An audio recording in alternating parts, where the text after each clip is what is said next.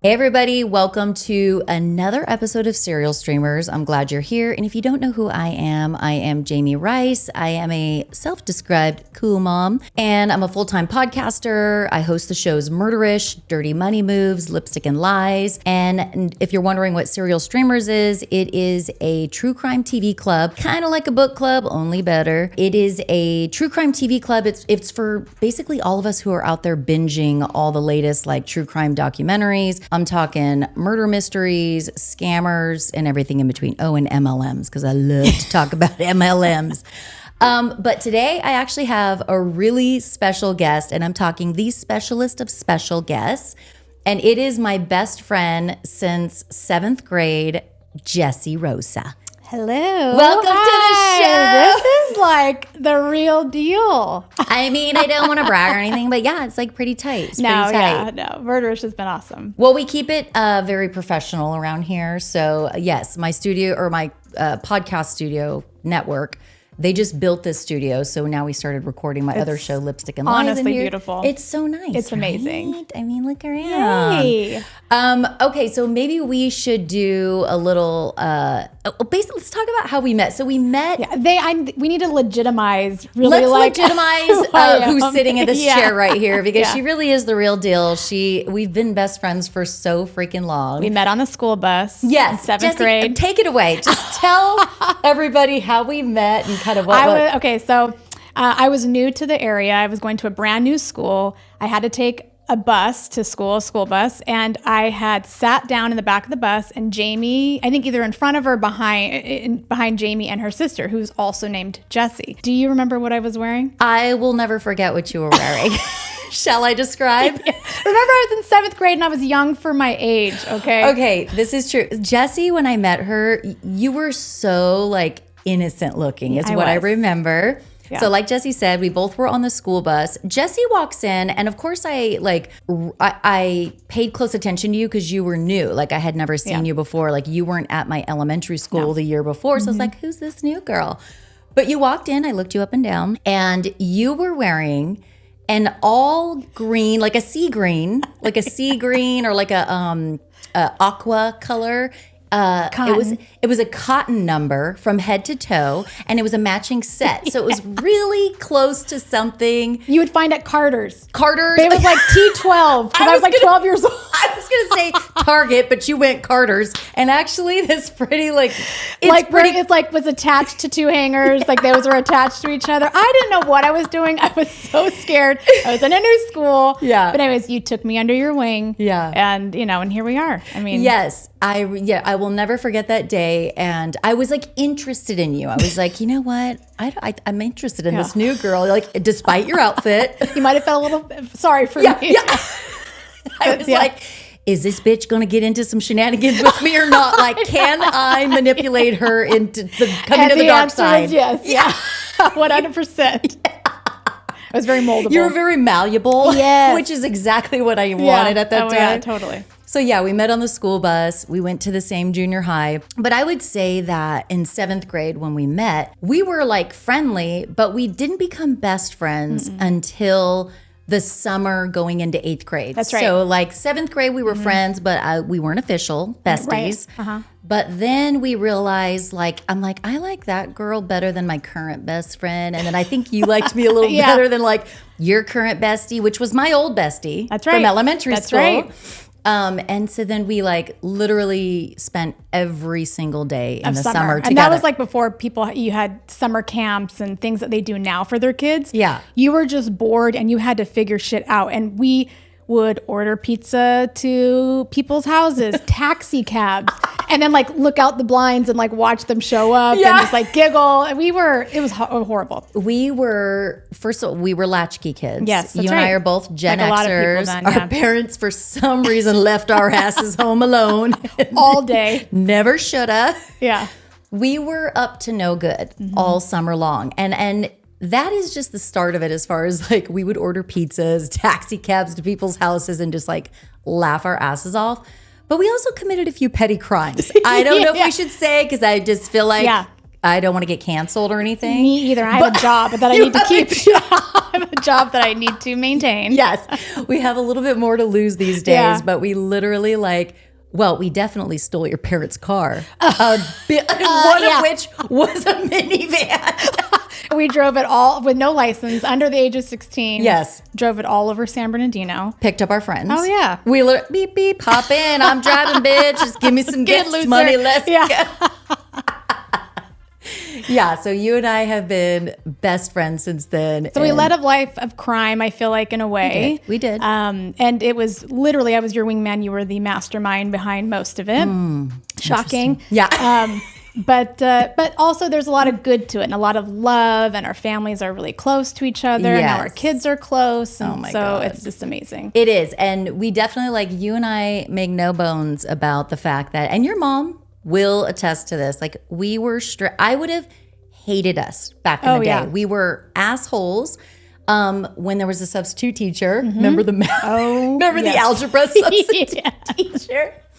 His name was Mr. Butterworth. And what did you call him? Is it Buttercrotch? No, what was it? Everything was like a crotch. Yeah. But what was it? Butter Snatch. Oh, Butter Snatch. Okay, I was close. That was like a one-off. Me and Jessi had algebra together, and of course, any substitute teacher that would come in, it was we were gonna torture the motherfucker until he went home and cried. Yeah. And to this day, I've lost a little bit of sleep over how it's horrible. It's cringeworthy. I know it's horrible. Cringeworthy. It's horrible. I know. But we did. We would I would be like, Jessi, and you're like, what? I'm like, raise your hand and be like, Mr. Buttersnatch, I have a question. And I would do it. And she would freaking do it every time. And I would have hated us back in the day, but I don't know. I would never take it back for the world. No, it made us who we are. It did. It did. And we've grown. Mm-hmm. We are somewhat mature mothers now. That's right. I like to consider us the basic housewives of suburbia. Yes. At this point in our lives. Oh, 100%. Yeah, super We're at the carpool at 2:30 every day. Folding that laundry. That's right. Going to basketball practice. All the things. I even helicopter parent my children. I 100%. Oh my God, there's kids outside playing. It is such a mind F because Stevie's 10 years old. I mean, and, we have kids who play in our neighborhood. And I would say we live in a safe neighborhood. You do too. Yeah. Mm-hmm.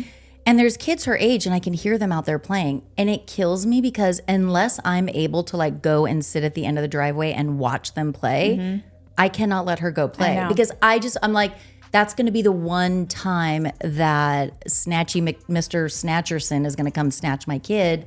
And I'll never forgive myself. No, helicopter parent. No, 100%. I know. And then think about I was just telling my mom this the other day. Your mom would give us a note to go to the liquor store to buy her a pack of cigarettes. Oh my God, I totally forgot about that. Yeah.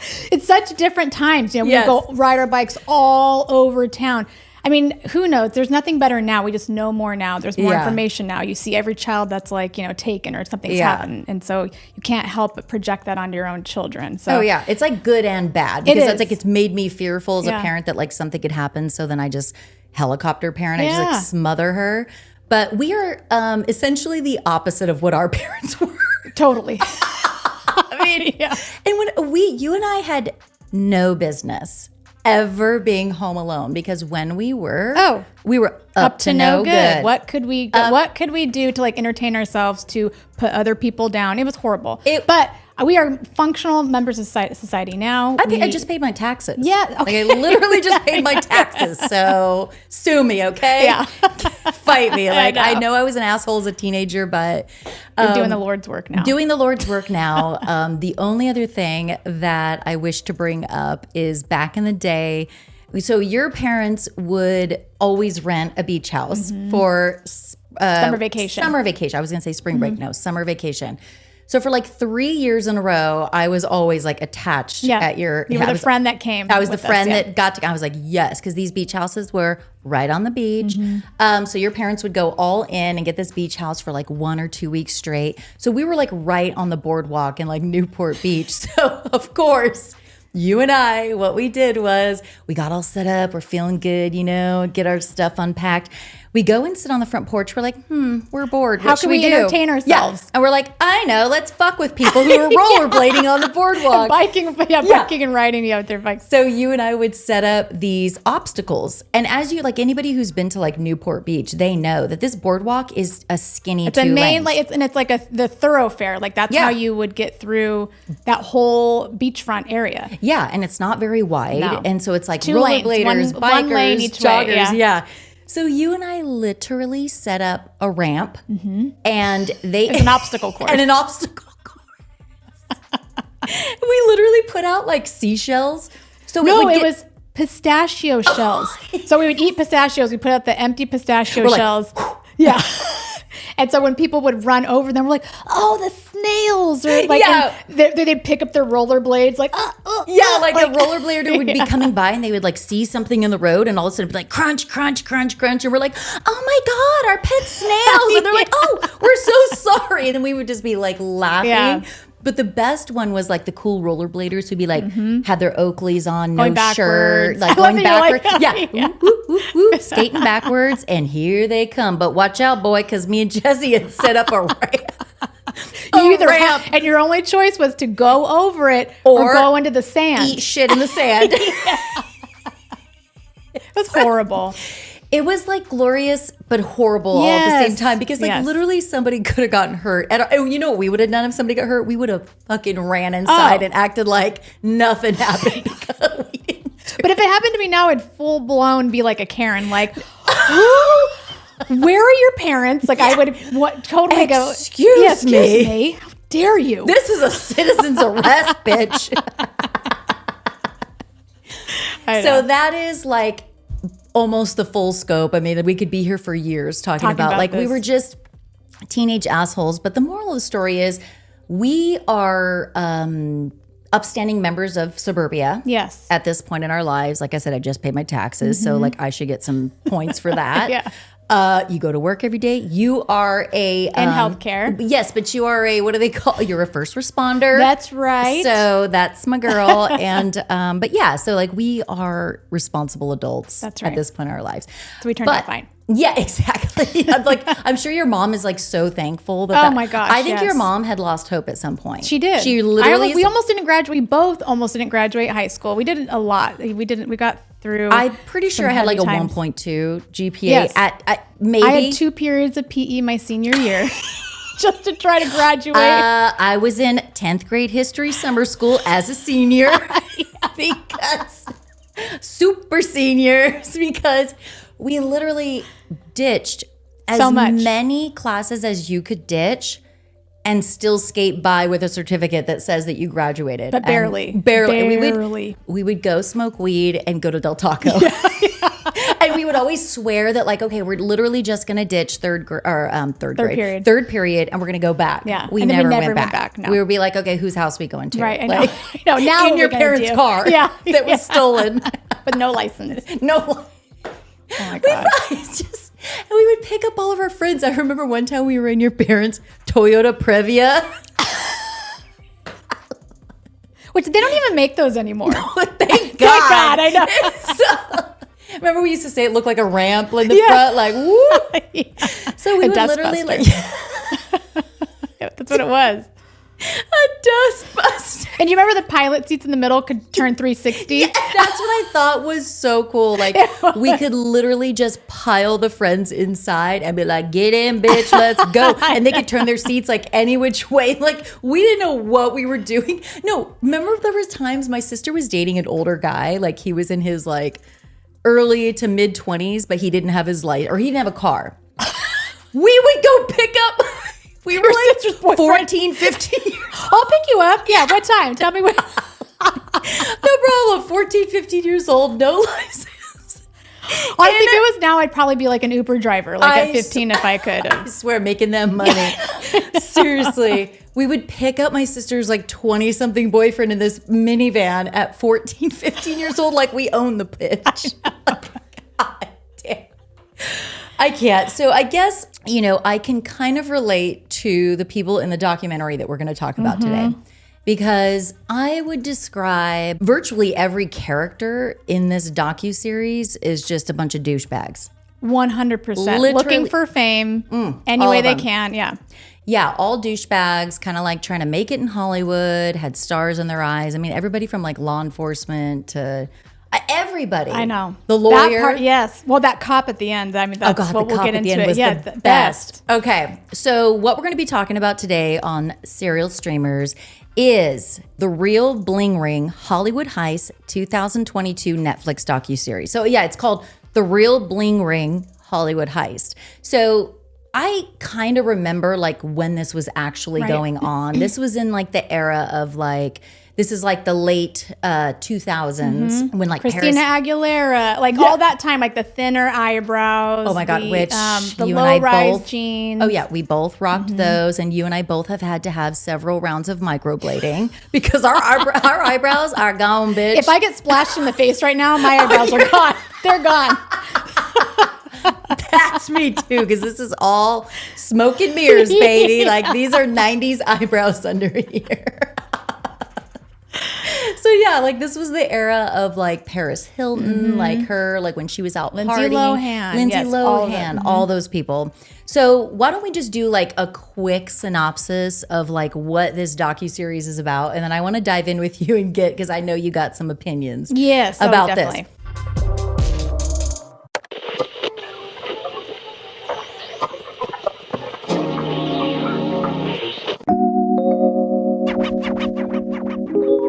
So basically, the Real Bling Ring Hollywood Heist, it's really about these, you know, fame-hungry LA kids, you know, like wannabe celebrities. The main feature in the docuseries is a guy named Nick Prugo, and the other main feature is a woman, now a woman, at the time she was a teenager, named Alexis Nyers. So basically, like, you know, while Alexis was pursuing her Hollywood dreams, Nick had gotten into some trouble. He was kind of like an insecure kid from the San Fernando Valley, which, by the way, my husband is from the San Fernando Valley. That's right. Yeah, he's a Valley kid. Nick was kind of like this insecure kid trying to fit in. And at some point, I guess, he got transferred to Calabasas, which there's a lot of money in Calabasas. Right. So he kind of explained it as like all these kids are showing up in Mercedes Benz and, you know, all these expensive cars. Porsches. And Porsches. And his mom would drop him off in a Honda Accord. And he was like embarrassed. Right. And he always wanted to like he wanted to fit in. So if he could attach himself to more popular, famous, rich people, he was going to do that. That's right. Then basically at some point, Nick Prugo meets a girl named Rachel at Calabasas High, I want to say. No, so he ended up going to a continuation school. Oh, which is called like Indian Hills sounds or something. Familiar. My sister. Your sister went to continuation school. My sister went to proud member continuation Rachel school. also had gone, I think, to Calabasas High or whatever the high school was. And then she also had to go to continuation school. And they met together in continuation school. Okay, I'm glad somebody was paying attention during this talk. That must have been when I was making my deviled eggs. Yeah. Yeah. No, so just really quick, Jamie and I kind of watched the wrong documentaries to get, you had the right one. I had sent you a clip of the HBO documentary, which I thought you would click on. She didn't even click on it. She's just like, yeah, we'll do the Bling Ring. Yeah. So I watched the HBO one. So there's a lot more information that Rachel gives for the, which it's all Rachel's perspective. Yeah. And this is more Nick's perspective. Yeah. So the Netflix one. A few weeks ago when Jessi and I were talking about recording together, I was like, can you come record Serial Streamers with me? I'm like, I'll let you, tell me if there's a certain like docuseries you want to cover. So you had been like texting me links. What about this one? What about this one? And I was like, well, I don't want to cover like a murder doc because then we can't like have fun. Funny. Yeah. Yeah. So we settled on the Bling Ring and you sent me a link for it, but I didn't even click on it because I was well aware of the Bling Ring because I had watched the Netflix one before. So I thought there was only one documentary about it. And so I was like, yeah, let's do it. Boom. We're going to do the Bling Ring. So I went and watched the Netflix doc. Little did I know, unbeknownst to me, the link you sent me was actually for HBO. a whole HBO doc where Rachel was kind of like a star. She had never talked about her side. And even through the Netflix documentary, it almost showed, I think it showed in there's 3 episodes. Yeah. At the end, like, they reached out to her and one other, Tamayo, whatever her name is. Yeah, some kids. And they never wanted to give a statement for this documentary, but now the HBO documentary is like, now Rachel finally wants to talk about this. Yeah. It's all kind of like from her perspective. Yeah. And Nick didn't talk on that one. So I feel like I can at least give the Rachel side to okay, things. I'm so glad. I watched both because I crammed last night with a Netflix documentary. When you realized we were watching two different documentaries. Yeah. And his story and her story are pretty close. Oh, they are? Yeah. Okay. And I find that interesting because we'll get into it too, but because we have to decide kind of who you believe. Because in this documentary, like they all have different stories, right. But they're basically all trying to protect their own ass. Yes. Like basically. Well, I don't think Nick is trying to protect anything. I think he just wants more is more for him. Yes. Alexis Nyers is definitely trying to protect her image in this one. And Alexis's kooky mom, Andrea, is also trying to protect her. I feel like Nick was the most truthful. Yes. So that's why I say it's interesting that you say his and Rachel's story kind of match. They do. I tend to believe most of what Nick said. Yes. Mostly all of it. So yeah, to your point, like, Nick was the main speaker in the Netflix show. We never heard from Rachel and some of the other ones. We only heard from Nick, and Alexis's sister, and also Alexis's mom, right? So it's coming all from their perspective. Yeah. So basically, Nick meets Rachel, I guess, at the continuation high school. And basically, he describes it as Rachel was kind of like wanting to get into some trouble. Like she would go and check car doors and be like, come along, let's go. So they ended up stealing stuff from people's cars in this wealthy neighborhood. So then they would get the credit cards and they would go shopping and buy a bunch of designer stuff. Well, then they kind of got bored of that or maybe ran out of cars in the neighborhood to start stealing from. And they started eventually stealing from people's homes, right? But very famous people's homes. But like, so before the famous people, which is like you see in the HBO documentary, they steal from one of their mutual friends' homes. And how that started was, so they started doing the car door things, finding that was like petty theft, and then their friend. This is when MySpace was around. Yes. So one of their mutual friends posted, I'm going to, I don't know, the Maldives for the summer or something. Yeah. And it clicked like, we know that family's going to be gone. Let's try. And so he broke into that house. They broke into that house first and stole like $28,000 of cash. Worth of stuff or something like that. A lot of things. Yeah. Cash, jewelry. And that was like their start of putting together, I think, people having, and that's something that also kind of comes out in these documentaries, the need for all of us to give our status. Yeah. What are we doing? What are we thinking? Where are we going? And they're doing that. And now that's giving these people, they capitalized on that. They know you're not home. Yes.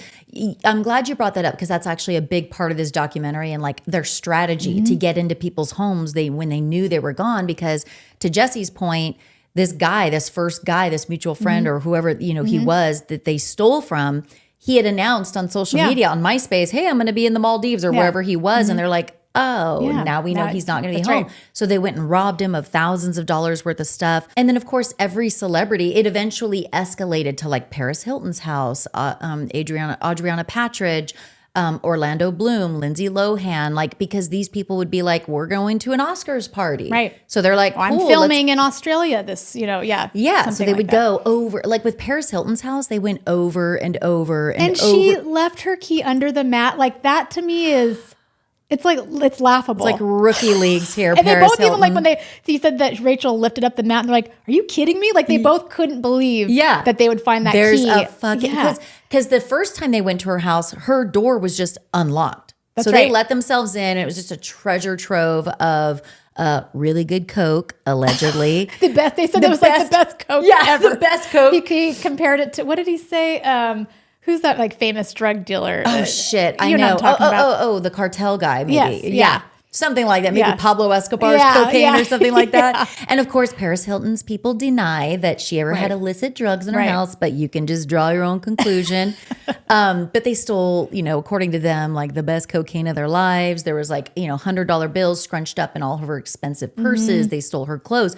But the door was unlocked the first time they went to her house. So then they're like, let's go again. Oh, shit. Now the second time the door is locked, let's look under the mat. There's a key. Right. So they literally let themselves in.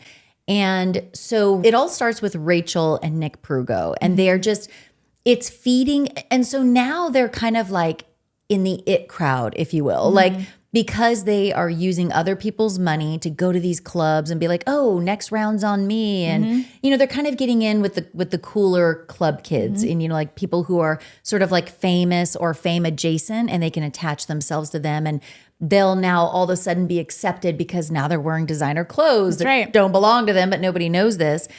So then at some point, while Nick and Rachel are robbing famous people's mansions all over Los Angeles, Alexis Nyers and her sister and her mom are living in like Ventura area and trying to make it. Yes. And her mom is kooky as fuck. Like, oh my gosh. And like, she's literally that toxic mom that is obsessed with her looks and her daughter's looks, obsessed with getting wealthy. She's all about The Secret, and she makes her daughters watch The Secret on repeat. They have their vision boards. Vision boards. They would hold hands. It's very like LA, right? Like almond mom. And I think at some point they show her with like the frequencers like attached to her ears to like, I don't know. She even ground herself. Yeah, she even joined not Scientology, but something like the Church of Science or something like that. I wrote it down. Oh, the Church of Religious Science, which red flag, like science and church now. Now. Like it literally it was probably very much like Scientology, right? Oh, right. So Andrea, Alexis's mom, has her two daughters like join this church, and she's literally like giving them Adderalls every day, which was not even, I don't think, diagnosed by a doctor that they needed this shit. Right. And of course, unfortunately, Alexis develops like a really bad drug habit. Yeah, exactly. So basically, Alexis is, living with her kooky mom and her sister, trying to make it in Hollywood. And she has two. There's three of them. It's the three girls, but Tess and Alexis meet Nick. Yeah. So what happens is Andrea, Gabby, and Alexis. So Andrea is the kooky almond toxic mom. And then you have her daughters, Alexis and Gabby. Eventually, Alexis's best friend, Tess, moves in. Oh, Tess is the best friend? Yeah, Tess is the best friend, but she kind of like acts like a sister. And she calls Andrea mom. Okay. And she moves into this toxic household. And then she's, of course, eventually trying to make it in Hollywood. And Andrea's taking these girls and dropping them off at the age of like 16, 17 on these sets, these all-nighter sets where it's just like cocaine and dancing naked for Marilyn Manson. Like literally like the worst parenting ever. Alexis did not have a good role model. No. I will give her that. And she admits it. And I feel like she's almost more enlightened now, it seems like, than her mom. So eventually, after Tess moves in with Alexis and her sister and her mom, Tess knows Nick from school. So Tess introduces Nick to Alexis. That's right. And eventually, Nick says begrudgingly he didn't want anybody else to be in on his and Rachel's home invasions. They didn't want to make it bigger, because they'd have to share the profits, like share the goods. Well, somehow Alexis wiggles her way in, right? And so Alexis does eventually become involved in at least one home invasion. And I want to say it was either Orlando Bloom. Yeah, Orlando Bloom. So they all go and rob Orlando Bloom's house together. And so now like this is the bling ring, right? And there's like another girl too that participates. Yeah. And at some point there's like another guy who participates. It got bigger because there was a friend that they had that worked at a restaurant. This guy that worked at that restaurant, they were going to have him actually sell the stuff. Yes. Yeah. So the bling ring started with Nick and Rachel, and then eventually Alexis becomes involved, and then like another two girls and a guy. So eventually it's like six people, and they all are at different houses. Like they don't all go together to every house.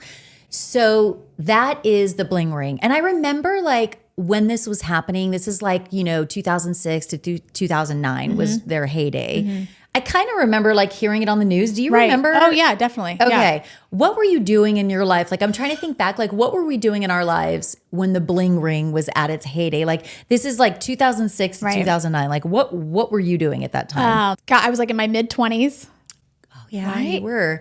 I'm like, wait, were so you? Or were we in our we were in our 20s, yes. Yeah. Yeah. Or right around almost 30. I was like, the math ain't math, but yes, you're right. But I was like going to school. I was starting my career in nursing around that time. Okay. But also like hanging out, partying, you know, just living my life. Still like not fully like developed. Oh, but no. I don't think I still am not fully developed. No, I know, but my frontal lobe still is like developing. Not all the way there. Actually, it's just going to transition to dementia at some point It actually already has, which is why I have to take notes sometimes. I have the memory of like a 92-year-old.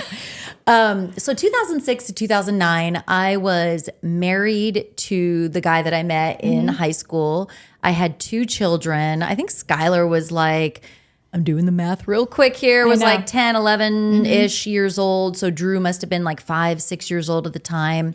But in 2008 is when me and him separated. Oh. And in 2009, a year later, is when I met Steve. That's right. My current husband. So that's what I was doing. And like you and I were doing totally different things at that time, but we were still totally in touch. And you were transitioning out to the Valley. Yes. So at that time, like you and I grew up in the 90 Nizzle, the Inland Empire, San Bernardino, Redlands area. I was still living in that area. You were out in LA going to school, living in an apartment. Yeah. And had a roommate. You had a roommate. I mean, I was dating my now You husband. were dating Oscar, and I came out a few times and that's we hit it real hard one night. Super hard. Which ended with me puking in the sink and Oscar in the trash right below me. So I think we were doing like Irish car bombs or like who knows? We were losing our damn minds is what it was. But I was still living in the IE. You were in the LA area. But then when I met Steve in 2009, like a year later, we got very serious and I moved out to the LA area, which I'm here. So now you and I live about, on a good day, 40 minutes apart. Right. On a bad always day. Depending on traffic. Yeah, always depending on traffic. Because you live in like one part of LA. Right. And I live in like if you think of like LA as a square or like a box, I'm in like the southwest corner of Correct. that. I am in the northern end of that. Yeah.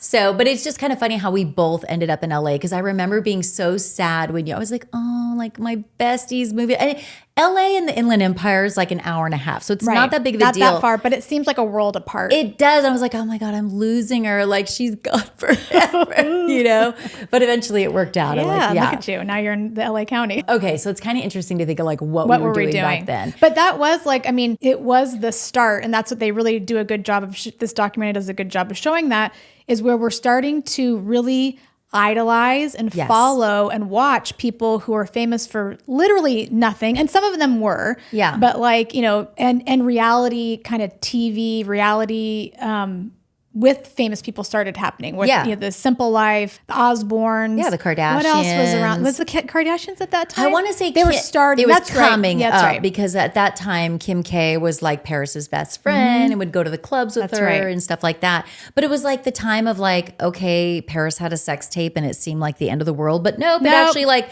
literally elevated her status. Right. And you know that like so many other stars, Kim K is the prime example, would like become very famous off a sex tape. So it was like during that time and like the style was so fucking bad. I hope like I was dying because as you know, I spend 92% of my day on TikTok, I would say. Yeah. You're right there with me. Easy. Yeah. If I'll watch a whole documentary on TikTok.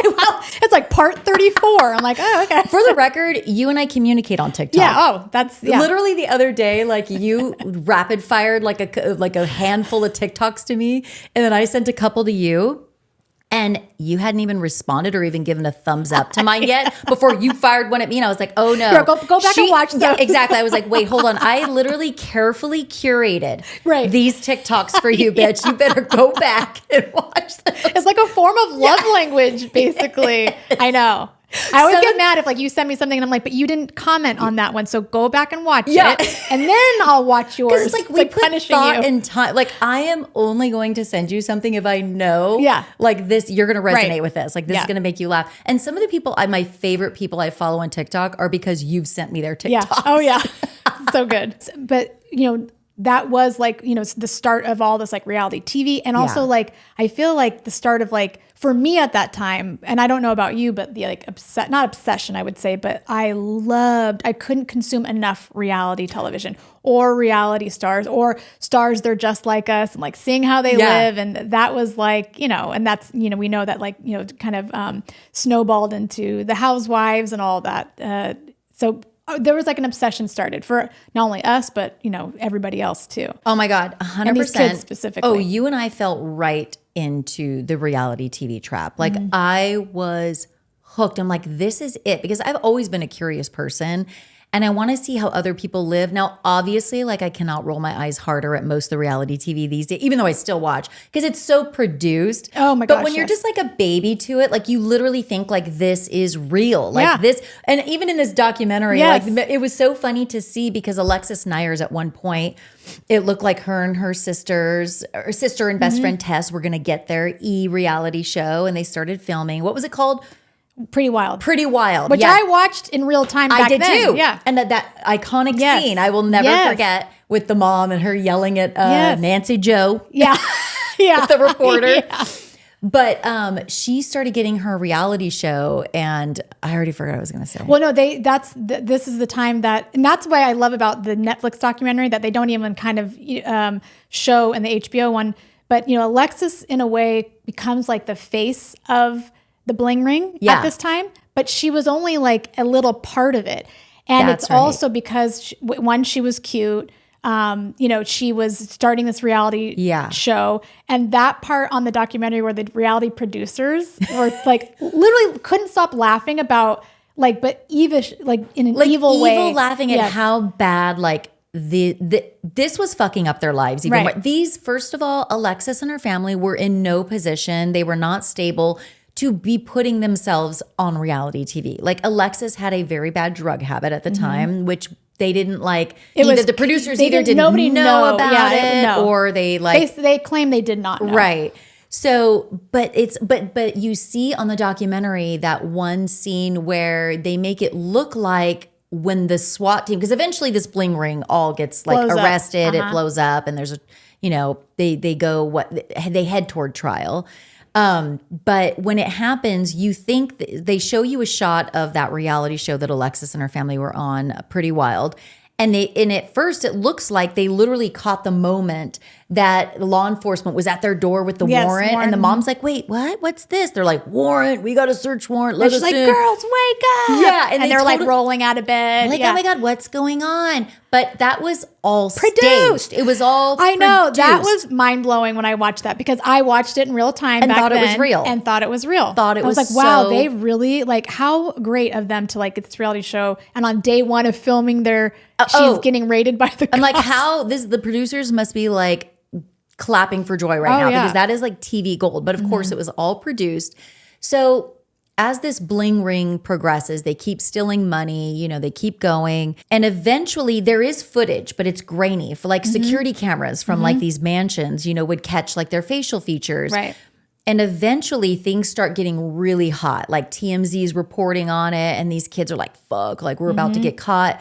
And Alexis says that her and Tess end up turning in Nick. Right. Prugo. Mm-hmm. They turn on him, and they're like, they give his name. They call the Hollywood, station of the LAPD, and they're like, hey, we know who's on those cameras. It's our friend Nick. Mm-hmm. So then that's when law enforcement gets onto Nick. They bring him in, And how they did that? They went onto his either MySpace or Facebook. I don't know what and he's wearing the stuff. And they looked at his photo. Yeah, and they see his photo, and they take the grainy footage of the security cameras, and they're able to make a positive identification with what they see from his social media. Yes. So it's ironic, and it's so full circle that they're using social media to rob the houses. To figure out when a good timing is. But then law enforcement turns that shit on them and uses social media to catch up with all these perpetrators, because a lot of them they caught up with because they found Nick, right? They bring him in for questioning. So then they start getting names of other people who were involved. Mm-hmm. And all the law enforcement has to do is go on their social media. And these kids who are robbing these houses are wearing the shit that they stole from these celebrities. Or they just look at their feed on their social media, and they can see them at a club wearing the necklace or in their the hat, the glasses, everything. The watch. And Orlando Bloom's like, that's my Rolex. Right. That they're okay. So then they catch up with that person, and then they're like, yep, that's my grandmother's grandmother's heirloom that she's wearing at the club, So eventually law enforcement catches up with everybody. And so Nick thinks that, so he hires a lawyer. No, Nick's family is like, okay, we're going to hire you what we think is one of the best old school defense attorneys. And Nick takes one look at him because he's all about looks and He's like, yeah, that guy's too crusty. I'm going to hire this guy over here who has a really good jawline, looks pretty snazzy in a suit. He's young. He thinks, he's going to really. So Nick hires this other younger, better looking attorney, whatever, who's going to look better on the cameras. And he ends up fucking him over. Totally. Because what is it that he? So basically, you know all the legal jargon. I'm the lawyer. Yeah, excuse me. and in this relationship, I'm like the nurse or the healthcare person. Well, you're like the legal. The difference is you are an actual nurse with a certificate that says I'm a nurse. I'm a lawyer because my mom's a lawyer. Yeah, by proxy. Yeah. My mom's a lawyer, so I'm a lawyer. Yeah, and I report on true crime on my podcast, I'm a lawyer technically. That's right. What does he promise him? Yeah. So the defense attorney, this hotshot defense attorney that Nick, ends up going with against his parents', recommendation, basically tells him, look, I've made a deal for you. Mm-hmm. You're going to get immunity. That's right. I'm going to take you into law enforcement. You're going to spill the beans, tell them, be honest as you can. Because if you're the first one to do this and you flip on everybody else, they're all kind of fucked. But you're going to come out of this he's going to deliver everything like in a perfectly packaged with a bow. Everybody, all the houses, all the information, and therefore he'll get immunity. No jail immunity time. Means that's what it means. No jail time. Literally no jail time. And I don't know if it means maybe he'd have to still pay restitution, and maybe he'd still get probation, or maybe he'd get nothing. But essentially, it was like, we're going to keep you out of jail if you can just turn on everybody. That was my interpretation of what immunity would mean. Okay. So Nick's like, cool. So he goes in front of the detectives and he spills the beans. But what didn't happen, what the lawyer failed to do, is actually get in writing from the prosecutor. You can't get immunity from law enforcement. You can only get immunity from the DA. Right. And it's Brett Goodkin. I was looking for his name. Brett Goodkin is the investigator that said he would give immunity, but that was the police officer that said that he would do it. Law enforcement's not the one that's going to give you immunity. It's up to the DA, the district attorney. So what ends up happening is Nick goes and spills the beans and later finds out, oh shit, first of all, his lawyer made a handshake deal with law enforcement when he should have made a written deal from the prosecution, from the DA. Right. So the DA is like, nah, bitch. No, you're going down. You're going down. You are so culpable in this. Yeah. So he made a big mistake. Nick even said, he's like, it's like lawyer 101. Yeah, you can't get immunity from a cop or these, Yeah, so I don't know what his lawyer was thinking. And he kind of fumbles his way through it because they interview him and he's like, well, it was a handshake. And it's like, bro, you totally fucked your boy, Nick. But anyway, so he fires him eventually and gets another lawyer. And eventually Nick, but he does give up all the names and everything. So at that point, then the prosecution, they have they have all the names. Yes. Not only do they have the people, they have evidence of the items being used by each named individual. And according to their social media, their MySpace, their Facebook. Right. So Nick ends up pleading out. He pleads no contest, I want to say. And then it's Alexis' and some turn. Jail time too. I think he does some jail time. Yeah, and I have that in my notes. We can talk about the aftermath of kind of how everything ended up for everybody. Yeah, so Nick, then he's kind of out of the picture for a while. Then they go and focus on Alexis. And Alexis has her own defense team. And one of her lawyers was very struck by these Hollywood lights. Oh, yeah. And he admits it. And it's dude, is anybody not a douchebag in this film? No, everybody is swallowed by this fame monster. Yes. Systematically, it seems except for a couple. I feel maybe the prosecutor. And, yeah. It was awful. So then Alexis ends up at one point, her defense lawyer for the cameras for her reality show, they filmed this scene that she thinks is real, but the lawyer has been told by the producers to tell her that it looks like we're going to make all this legal drama go away. They're just give her some good news. Yeah, give her some good news. So the lawyer's like, I've got good news, Alexis. And Alexis is trembling. She's like, yes, in her little baby voice. And he's like, I think we're going to make all this go away.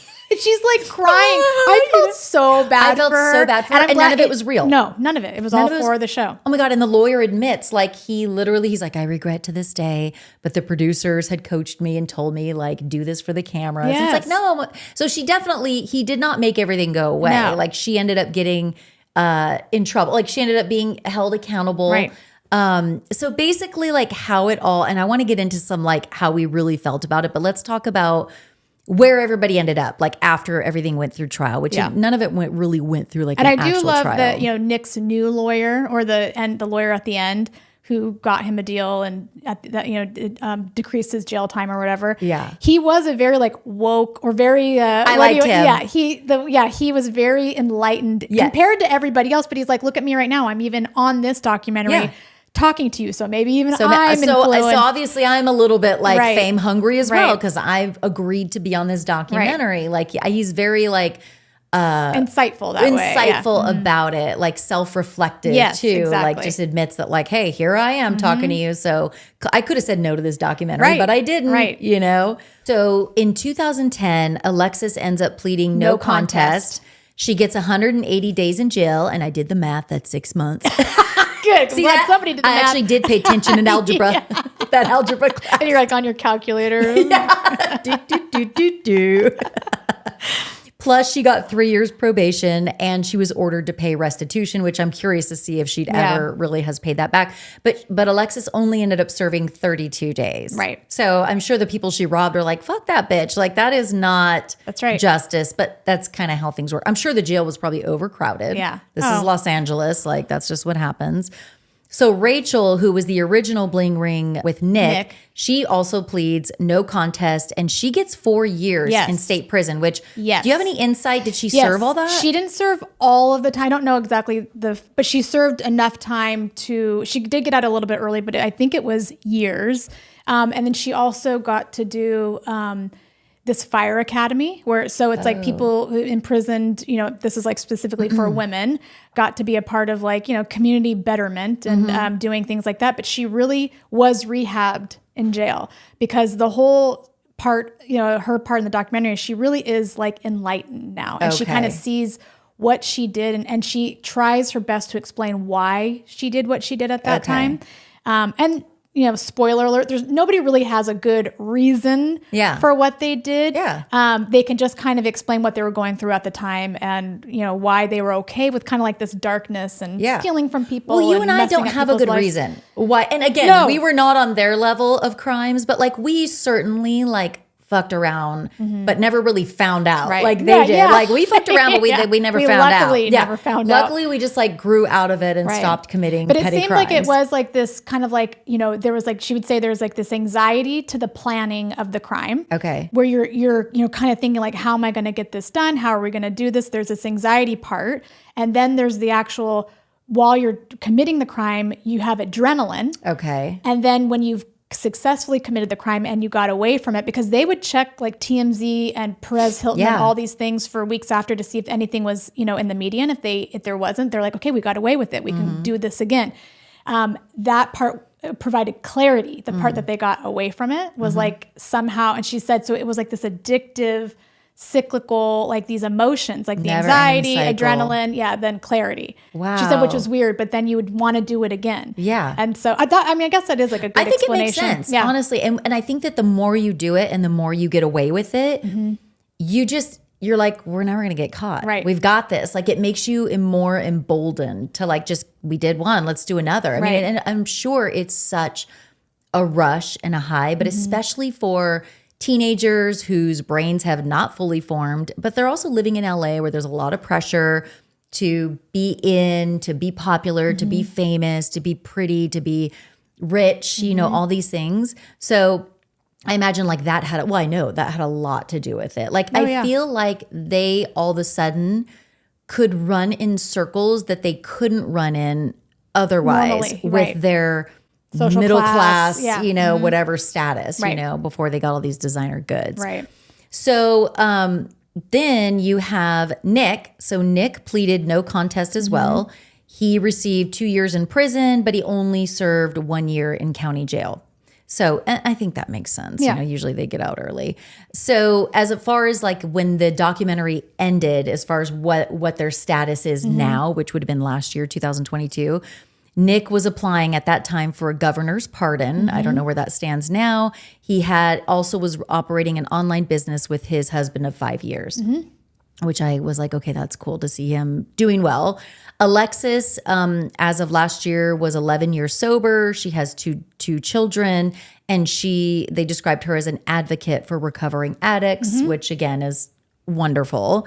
And good old Andrea, and I cannot stress enough how many missteps she made she was as a parent. Horrible. I mean, she was like a single mom of these two. I mean, she struggled, but the decision making and it was the algorithm she used to oh my God. Her parenting it was all kinds shocking. of bad. It was shocking. Yeah. It was absolutely shocking. Like she literally fed the girls Adderall every morning. Like, Smoke girls, pot come get with your them. Adderall. Like dropping them off at these shoots somewhere in LA, like for Marilyn Manson when they're underage and they're like barely clothed but it's funny because she kind of like tries to like minimize like, oh no, I didn't know, this and that.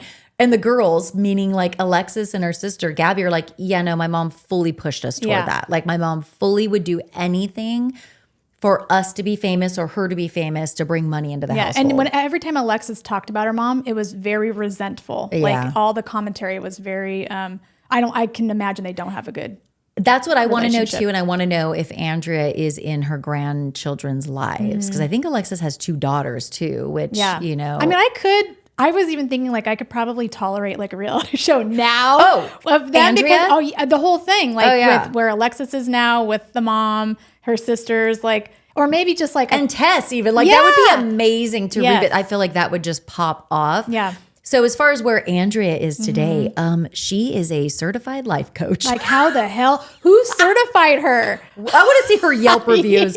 Like I cannot imagine. First of all, I side-eye any life coach. Oh, right. I am a very like skeptical, cynical, like definitely like what makes you qualified to tell me how to run my life? Right. You're literally just trying to get my money, but that's just me. Yeah, right. But especially not Andrea. No, Andrea should not be. She couldn't a life even raise coach. her kids. No. However, she's going to tell you how to live your life. She barely raised her kids. Like yeah. she literally. I love that she was like that mom too that had every device to try and be skinny, pretty, no wrinkles. Like she literally just was that mom. Oh yeah. The worst kind of mom for a daughter, especially. The worst, yeah. Yeah. So she's a life coach nowadays. So I got to go check those Yelp reviews. Oh yeah. And it says that she's working on a book and a YouTube channel, of course. That bitch cannot. I might peek around and see what's doing on that. I feel like I'm gonna subscribe to her YouTube channel. Hold on. Let me subscribe. Yeah. And her YouTube channel is going to be all about healing fractured relationships and family systems because of course, yeah. No family system is more fractured than Andrea's. It's in yours, yeah. She is a literal expert then, I guess. She is. So what were your overall, okay, what was your favorite? Well, let's talk about the scene. Which scene? With Nancy Joe. Oh, yeah. Can you set that up for us? So, she gets, I forgot who told, I think it was her lawyer, advised her to do this Alexis's lawyer. Yeah, advised her to do this Vanity Fair article during this time to maybe, that this article would come out and, kind of show what a great girl she is. Yes. Because basically her lawyer, which is the stupidest move for a lawyer to make. A lawyer should want their client to be like, just shut up. Right. You are in criminal anything. Proceedings. Right. Don't say a word until all of it is adjudicated. Okay, so her lawyer was like, I've got an idea. Yeah. Why don't you do this Vanity Fair article and we're going to show the other side of you because the world right now thinks that you're a spoiled, bratty, hood, stealing from people's houses and you're just a brat and blah, blah, blah. And so her lawyer's like, why don't you do this Vanity Fair article? And then... Yeah. And then the Vanity Fair article comes out and the title says something about her, I forget what the title is. She wore Christian Louboutins to court yeah, or the something first like couple that. Sentences about how she wore these 6-inch heels. And she's like, I didn't fucking wear 6-inch heels. They were kitten heels, you bitch. They were and then had to call her on her flip or slide a Blackberry phone to leave a message for her, which is another great part of that whole scene. Yes. Was that she's just trying to leave this message to Mary Nancy Jo. Nancy Jo is the journalist who wrote the piece in Vanity Fair, which Alexis and her family were super excited about this Vanity Fair article because they're fame hungry and they're like, oh my God, I'm going to be featured in Vanity Fair. Like this is I read this magazine with like the famous people I see are in this magazine. Now I'm going to be in this magazine. So literally like the cameras are rolling for the reality TV show. And she opens up the magazine. And she's like, oh my God, there I am. And then all of a sudden, like you see her face. It's like the blood drains out of her body. And this Nancy Joe read her for filth. Yeah. Like Nancy Joe could not have, and she was probably just being honest. Yes. But Nancy Joe's like, basically the article painted Alexis for exactly what she probably was at that time, which was a Louboutin wearing, bratty, a law breaking, But she was so focused on like she got the shoes wrong that she was wearing like BB kitten heels or something like that. Yeah. And not these Louboutins. Yeah. But like completely missing the point of the whole thing. Right. So then the iconic scene, like you said, is like, and the reality TV, show was filming this. And so somebody in the house, maybe it was the mom, was like, call Nancy Joe and tell her what you think. The producers are like, again, call Nancy Joe. She, if you're saying she lied about you in this article, you should confront her. Yeah. So Alexis calls Nancy Joe and the camera, it's rolling and they got the flip phone and it goes to her voicemail. And it's like, Alexis is something like, Nancy Joe, you lied about me, and I was wearing kitten heels, not Louboutins. And then her mom in the background's like, liar! You're a liar! And then Alexis is like, Mom, stop it! So it's this, the funniest part is like, she has to re-record. Nancy Joe is going to get this voice. No, I know. But she's like, every time you do that, I have to re-record. So whatever option you pick to like re-record your message. I think she did like 3 takes of this message. Oh my God. And like literally Nancy Joe is like, put yourself in Nancy Joe's shoes. She's probably wearing more sensible shoes. Right. Like put yourself in Nancy Joe's sensible shoes and like imagine her listening to her voice message. Oh, and I know. It's these unhinged, like, you ruined that, Mom, stop. I can just picture her like listening to it like with a smile, like can't make this shit up. Like, make this shit up. Goddamn Nancy Joe just really fucked with her so bad. She did. So that was like probably my favorite part of the documentary. But I remember that iconic scene from, what's the reality show called? Pretty Wild. Pretty Wild. And that honestly, and this is why I think she became the face of the Bling Ring, even though she really wasn't the mastermind. She just happened to just pop in. And I think in at least the one robbery. Yeah. That was more entertaining. Yeah. But it does show you like there's nothing real about that. And when you see like when you watch the HBO one, you really see how that was just a little blip, but she became like the face of this Bling Ring because of everything that was happening during that time with her reality show and these iconic,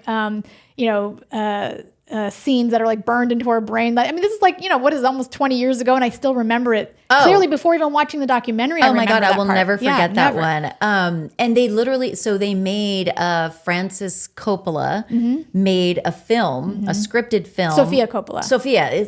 Who's Francis Ford Coppola? That's her dad. Oh, yeah.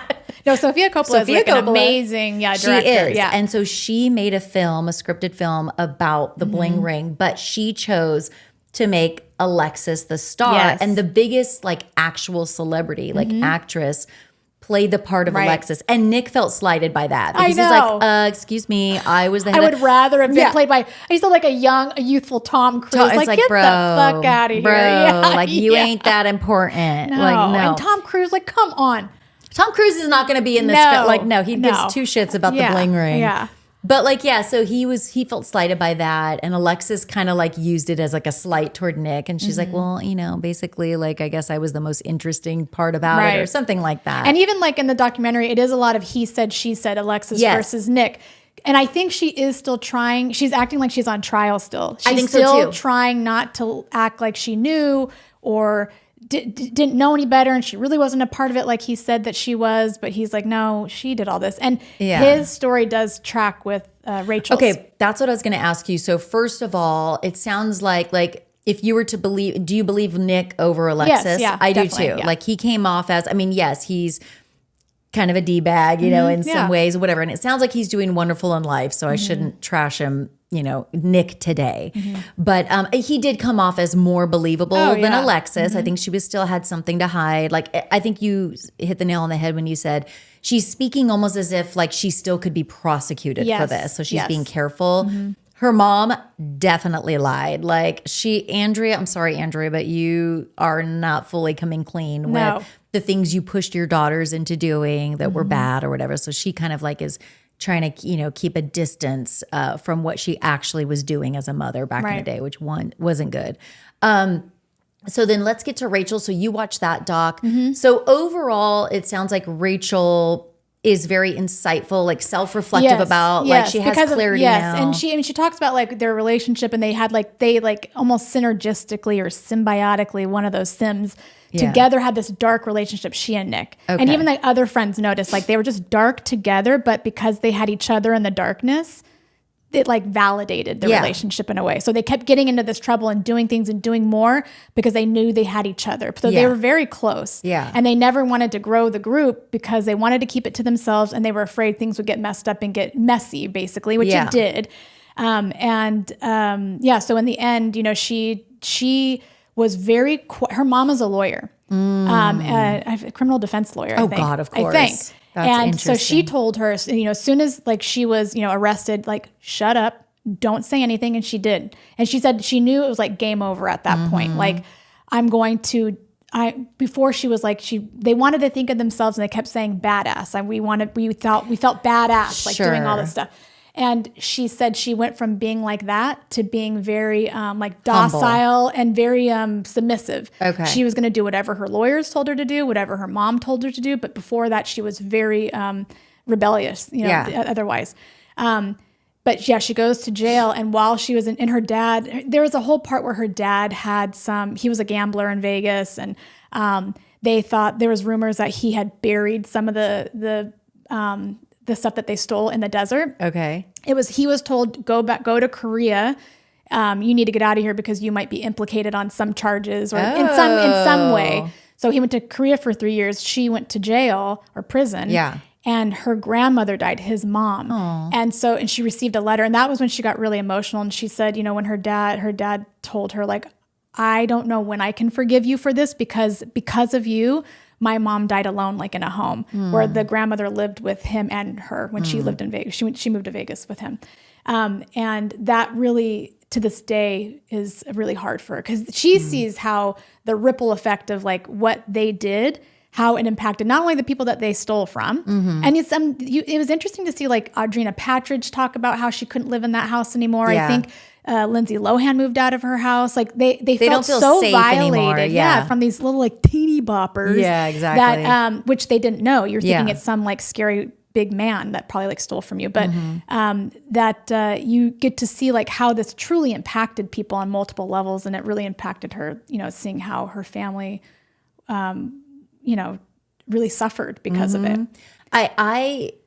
When you just said that like Lindsay Lohan and Audrina Patridge, like they did not feel comfortable in their homes, they felt violated. Like as you know, I don't want to say like been the victim of, but like I have been through 2 home invasions. Yes, and you've covered it on Murderish, right? Yeah, I covered. So the one was when I was 18, a man basically like followed me home from the grocery store unbeknownst to me. And when I got home, he was in my bedroom. So that was one. And I guess my mom and I moved out of that apartment the next day. Yeah. We were not going to live there. We did not feel safe. Like, so I totally understand. I remember that night I slept in the hallway on the floor because there were 2 walls. I didn't want to sleep near any windows. I just felt weird because he entered into my bedroom. And so I did not want anything to do with my bedroom.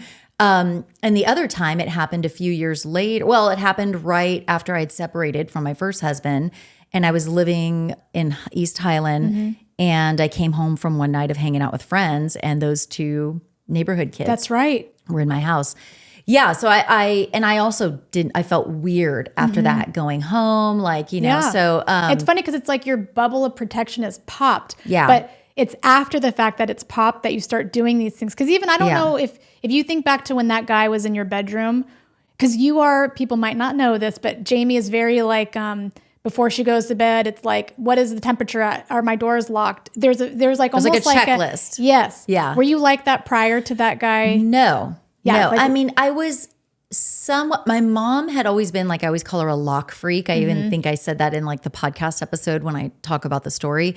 My mom's always been very lock conscious and also like privacy conscious, like keep the blinds closed. I don't want anybody looking in on me or whatever. So, but as I got, after those things happened, like I definitely became a full blown, like we have a sauna we have a sauna in our backyard that Steve uses daily. But to get to it, you have to walk out the sliding glass door or whatever. And he always reminds me, he's like, don't lock the sliding glass door because I'm coming back in. What do? I always lock his ass out. It's literally he's like just sweating and like, yeah, no, he just wants to get back inside. He's in his like boxers or whatever. And he's like dripping sweat. Can I get in? I'm like, motherfucker, I already left for work. You're going to have to go around. Like, yeah. Yeah, because it's almost like an OC, or it's just like it's part of your routine. It's robotic. Yes. Like I don't even think about it. And when I'm in a drive-through ordering food, my car locks automatically, as most cars do these days, like when you drive a certain miles per hour. Right. But I always look down and I always hit the lock button just to make sure. Right. Because when I'm sitting there, I'm like a sitting duck. I'm very, very aware. At night, every single night, our front and back porch lights are on. I have my German Shepherd. Like I am very... And you have told your kids, the ones that are not in your house anymore. Oh yeah. Drew, like, make sure your porch light's on. I am like, so they know the drill. Yeah. They know. And I always repeat it too. And I'm like, I just have to get my mom checklist out of my mouth and into your ears. And whether you choose to do it or not, I'm going to sleep better knowing that I've reminded you. Yes. Like even when she used to take Ubers, when Drew would take Ubers, like she didn't have her license, but she was old enough to like, be like, oh, I'm going to so-and-so's house. And she would take an Uber if I couldn't take her. And I'm like, I said, every time you get in, first of all, make sure that you can get out, that it's not on child lock. But also find a way to bring up in conversation that your mom's in law enforcement or your whatever, or that like just bring up things so that they know that you're very aware of your surroundings and, you know, take a picture of the license plate. Like just do all the things to let them know, like, I'm not the one to be fucked with. That's right. Yeah. Don't fuck with me today because. But it's good though. I mean, it's helping them be safe and not to be so trusting. And yeah. Oh yeah. I am like a safety freak after those things. But yeah, I mean, I can see, and in this scenario, like a lot of people are like, oh my God, these are rich people. They're not really victims. And I get it. They're not as sympathetic of victims. I totally get that. But of course they're human. And I can totally understand from firsthand experience that if somebody comes into your home and frightens you in that way, like, and violates you in that way, like, and even if you're not you don't home, feel safe, that you just walked through the home and they weren't expecting you. Yes. It's very personal, you know? It is. So I guess, I loved this docuseries. I thought it was like really, it was kind of like quirky and fun the way that they did it. You know like, what's funny is I started because when I went to watch it like cram last night, I saw that I'd already started episode 1, but I stopped it and I remember because when Josh Altman from Millionaire Listings or whatever, I'm like, what in the world? Why is he on here? Why is he a talking head on this docu? Though I stopped it at that point because I was like done with it. Well, I think I was on to something else. He's also a D-bag, so he fits right in. Yeah, that's what it is. Like, check, D-bag. Okay. And I love when he's like, welcome to the San Fernando Valley. And he's like sprawled out on like a lawn chair. And he's like, this is where people go when they can't afford Hollywood or they can't afford like this. Oh, this is where people go when they don't make it in Hollywood, which is actually not true. Right. I mean, yes, San Fernando, of course, is a bit more affordable than other parts of LA. It's still hella expensive. Oh my God. If you go out there, if you really like kind of go to the grocery stores, there's a lot of people who are celebrities were celebrity, and then they all live out there. That's where they like so really many celebrities. Live. Like I said, Steve, when I met him, he was still living in the Valley. Yeah. So we would go to like Target, Walmart, the mall, and we would always see celebrities. Like we saw Exhibit one day. We ran into what's the MC? Oh, I'll think of his name. Anyway, MC Hammer. No, not MC. I said celebrity, Jess. I'm just kidding. That dated me. Yeah, that totally did. Ooh, can't touch this. My sister had MC Hammer. Yeah. Remember when my sister literally wore MC Hammer pants to school? And you're like, what the hell are you doing? Oh, that is not. My sister embarrassed me a lot. Yeah. I'm sorry, but she was cool though. My sister actually was very cool, and she also was like very happy to let us. So my sister's a year and a half older than us. And then I have my older cousin who like basically my cousins who are sisters were my sister, you know, me and my sister's like best cousins, best friends growing up. Like we were always at their house. They were always at our house. So when we were young, like you and I were preteens, early teenagers, my sister and were like getting into some shit. Doing drugs, getting in fights, being bad girls, like just bad girls, right? They're being bad girls. And they were very, when you and I decided at the tender age of 13, 14, that we were like, oh my God, we want to get high. Like we want to like try weed, you know? So all I had to do was call your cousin. Call my cousin. Yeah. Because my cousin was a dealer at the time. Yeah. So she goes, allegedly. Right. Because she is a school teacher now. That's right. Allegedly. Allegedly for all of us. Allegedly. Yeah. These are just my own opinion. That's right. Allegedly, maybe. And we're like, we really want to like get high. And she's like, oh my God, yeah, cool, you know. So you and I end up, well, the first time we got high, I think was under a tree near my house. And I literally went home and told my parents. I remember that part. I'm like, hey Dad, I got high today. Oh, okay. And my dad is like the coolest, but both he also your parents is like an old hippie. Cool. Yeah. My dad's an old hippie and like my mom's cool too. But my dad's like, really, baby? How was it? Like literally that's what my dad said. My mom was actually pissed. She's like, oh.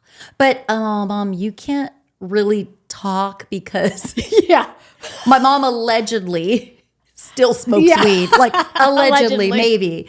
So anyway, that was so funny. But then remember that time when you and I ended up over at my sister and my cousin were hanging out with their group of friends and they were all older. Like my sister and my cousin were probably, you know, 17 years old. Yeah. I don't know if Jessi even had her car yet. I have no idea. My sister was probably 17. You and I were probably like 15, 14 even maybe. And they hung out with like older people who were already out of school, like early 20s, right? And they would always be partying, smoking weed. You and I go over there and they had us do some gravity bongs. Remember? Yes. We literally did. Oh my God. Okay, and if you don't know what a gravity bong is, I'm getting like into the weeds here. But you will get fucked up. Yes. Like if you just want to get high, like to the fullest, like instantly, you do a gravity bong. Yeah, we had no business. We had no business. We weighed, I don't even know. And that doesn't even matter. We were just like these little innocent. I was innocent. Well, you were innocent. Yeah. You, on the other hand, I was. No, you were. Yeah. Yeah. You might have been in only like 2 fights at that point. Yeah, I'd only been in 2 fights at that point. It was always their fault, okay? Yeah. So we go to with my cousin and my sister and their older friends, and you and I are like, la, la, la. We barely had gotten high like a couple times before this. And they're like, oh, cool, we're doing gravity bongs. And we're like, cool, let's go, you know? You were crawling on the floor. It's like it's a dream like I don't remember. We were laughing so hard. It was like so hard but so dark. But so dark. like where am I? What is going I was in between like laughing and wanting to cry and rock back and forth in the corner. Like what is going on? And then they would deliver us back by our curfew to our parents. Yeah. So like I don't know how your parents never I don't know. But your parents are like so wholesome. Oh, 100%. They would have not really. My mom, please, she can't listen to this because she will just now be finding out. That's why it's all alleged. It's all alleged. It's all alleged. So, but my parents, it was like kind of like. Not a rite of passage, not like they wanted you to do it. No. They just wanted you to be honest with what you got into so that they could help you be safe, I think. Yeah, to help me be safe. Yes. My parents were always really honest about how they lived their lives growing up, which was not traditional. No. My mom wasn't happy about it, but it was like not that she had to accept it, but it was like, I was going to do what I was going to do. Right. And also Mom, like, what you going to do? Pot calling the kettle black here. I know, right. So it was just like that kind of thing. But my cousin and my sister, it was so much fun hanging out with them. We felt so freaking cool, like hanging out with them. They're like getting us high. My cousin was, if you met her today, I've told you about it before. I'm talking to my assistant, Alexis. She and I look alike. Yes. We have a lot of the same, my whole family. That side of the family, you guys look like you're same mannerisms. Very much cut from the same cloth. Yeah, same annoying laugh, like everything. But I'm like literally outing her. I should probably like.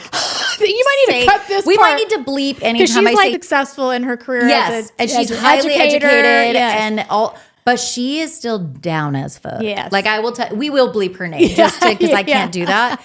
But she's down. Yes. Like she definitely, like my cousin would beat the shit out of, like she was a badass. Right. We used to play softball together and I idolized her because she was like so good and so aggressive. But like after the softball game, she'd get in her car with all her popular friends and be like doing who knows what, fighting in the streets of San Bernardino. Yeah. But anyway, you and I grew up so different, but I think that's what what it was like yin and yang. Yeah. It was yin and yang. Like you could not have grown up in a more wholesome household. Like I remember one time when we were in the summer vacation at the beach house. Yeah. And of course I was like being an asshole. You and I were sitting on the porch or whatever. And I was like, somebody went by and I'm like, fuck you. And your dad's all, Miss Jamie? From like the upper window. We don't talk like that in this family. I'm like, oh my God. Like, we couldn't even say fart. Like, no. We were, Tootie poot. Oh, yeah. Toot. It was toot, not tootie poo. That would be, real, wussy. That's, Toot. Yeah. But yeah, like your mom and dad had to correct us so many times. Like you and I would be in the car. Your mom would be like driving us around town. And I would go with you to like your braces appointments. Like I was that annoying friend that was like, yeah, I'll go to your orthodontist. We just wanted to be together. We didn't care. No, I think my parents lost some sleep because you were my friend, but they could not be more proud of you to this day. And they see now, you know, like you can see even like where you are now, that existed then. There was like this core you who was, even as a little girl, you could see this kind of like star quality and you're a great entertainer. Don't make me cry. Come on. Yeah. But it's like you see it and you can see that the fact that you actually made something out of it is amazing. And so they see, I tell them now, like, see, I even knew then, like a good quality person. Yes, she might not have made the best decisions and dragged me into some poor decision making, but we got through it and look at, we're alive. And we are. And I feel like there was always a sense of like, yes, we're assholes now and we're going to do some shit that's going to put us right on the edge or whatever. And we're like not going to give a shit about a lot of things. But like, I always knew it wasn't forever. I kind of feel like there was something like we're going to eventually get our shit together. It's just not now. Right. And that's exactly what we did. Yeah. Well, and yours actually, you were like, at one point, you're like, okay, I guess I got to go to college. Yes. So you did. And it was like the right thing for you. And I'm like, okay, I'm pregnant at 18. So I guess now is my time. I had Skylar when I was 19. We can wrap it up because we're right at like noon. But I just, I'll never forget.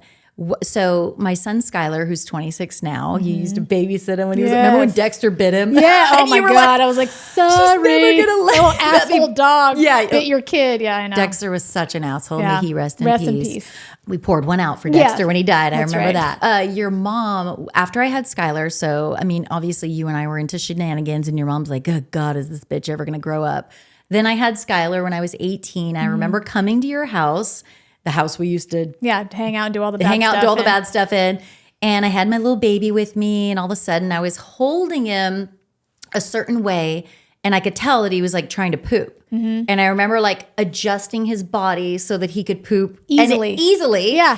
And that was the moment that your mom knew, like, okay, Jamie's going to be okay. Yeah, like you were actually thinking of this, this child, how comfortable he was in his pooping, and and she said that was when she really turned for her, like seeing you as a mother, which even then I know that was like for you to be known as like a good mom was very important to you. Oh my God, and you weren't fake about it; it just naturally came to you, but it really did turn your life around. Okay, now we're gonna see. It's like easy to get you with that with your kid.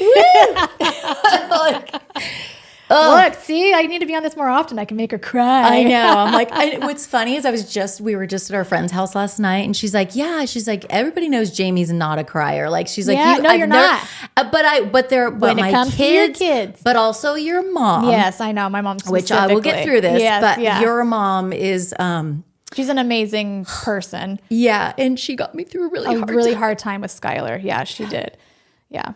And she went to doctor's appointments with you. And it really was like your support. Not that you didn't have support, but she was like your support that had, my mom is also in healthcare, but had like the medical know-how to be in the appointment and ask like the right questions and make sure that you didn't have any other questions that were unanswered. And like your mom, basically, I'm a teenage mom. Yeah. And my son started having medical issues, and he was diagnosed with hydrocephalus. at like 9.5 months old. And it was really advanced at that point because the doctors had not. And he was a little over a year at that point. He was 9 months old when 9.5 months old when he got diagnosed. And I'm a teenage mom. I'm like, you don't know. Yeah. You're trusting the doctors. Yeah. You're trusting I'm so naive. Like, and I'm just like, okay, what do I do? Your mom took me under her wing and went to all my doctor's appointments with me. She made a list of questions. She got me in VIP status when Skylar had his surgery, which by the way, he had surgery like 2 weeks later because it was so advanced. The doctor, I remember Dr. Abuasal looking at me, and your mom was at this appointment, and he's like, I need to advise you that you need to not take your baby to Walmart. He cannot catch a cold. He needs surgery right away because there was so much pressure on his brain. So your mom like got me through that. And I'm like, yeah, I know. Oh, like never. She knows how much I appreciate. Yes. And she's loves that she could even be a part of that and a part of his story. And cut to today where Skylar is like, it never impacted him. Knock on wood. Yeah. It was like that surgery happened and then he led a normal life after that. He did. Like Skylar has like the biggest personality. And so he has a shunt in his head to this day. That starts at the cyst on his brain and it goes behind his ear, behind his neck, and it coils up into his stomach. But he was only 10 months old when he got the surgery. He's 26 now. And Dr. Abuasal put enough shunt tubing in, for lack of a better term, because he has to grow. So it's uncoiled, and now he's a 26-year-old man who's never had, I'm again knocking on wood, never had any issues with his shunt, which is amazing. He's never had any infection, and he's normal as normal can be coming from this family. Like, So anyway, love your mom. She's my hero, and love you guys. And we love you too. I'm so glad that you were able to come and record with me. Literally wish that like someday when money's not an issue, like I literally will be like, when I hit the lotto or something. Yeah, please. I'll be like, Jessi, I'm retiring you. Thank God. But yes, I better get a big chunk of that. Yeah, my only requirement is you got to come and record podcasts with me for fun, like on the daily. Like done. Yeah, sign me up. Jessi's always down. You can pick if you just even don't even retire me. Like I can just be like lower class, but you can like bankroll my life. I'll bankroll your ass. No problem. I just need to get my nails done every once in a while. Yeah. My eyebrows might need to be re-microbladed. Oh, we will get our lower facelifts together. And Botox, and then that's it. But then I can live in like in a trailer. Oh, no, honey. No, I'm putting you up in more than a trailer. Like there's people in my family I'll put in a trailer, but you, honey, you and your mom. But I'll record you're gonna all be day living large. Yeah. Oh my God. Okay, this was so much fun, you guys. We want you to share, of course, as we always do with serial streamers. We are going to put this episode out on the Murderish podcast feed. So if you are listening right now if you're listening to the show on Murderish podcast right now, make sure you hit the follow button. That way you get all the new episodes as they become available. And Murderish is available wherever podcasts are available. If you're watching on YouTube, make sure to hit subscribe so you never miss a new video. And make sure you're following me on Instagram if you're on Instagram. I'm at Jami on Air because every couple of weeks we go to Instagram and we talk about these docuseries together virtually in the comments. So make sure you're doing all the things. Follow me at Jami on Air, on YouTube at Jami on Air, as well as Murderish Podcast. And I want to hear from you guys on this douchebaggery of a docu-series. And I want to see if you like share our same opinions. And also if you've watched the other one, the HBO doc that Jessi talked about. I think it's good as like in addition to, but this one they did a good job, but to see her side. Oh my gosh. Okay. Watch it, you guys, and sound off in the comments. And I will see you very soon for a brand new episode. Bye. Bye.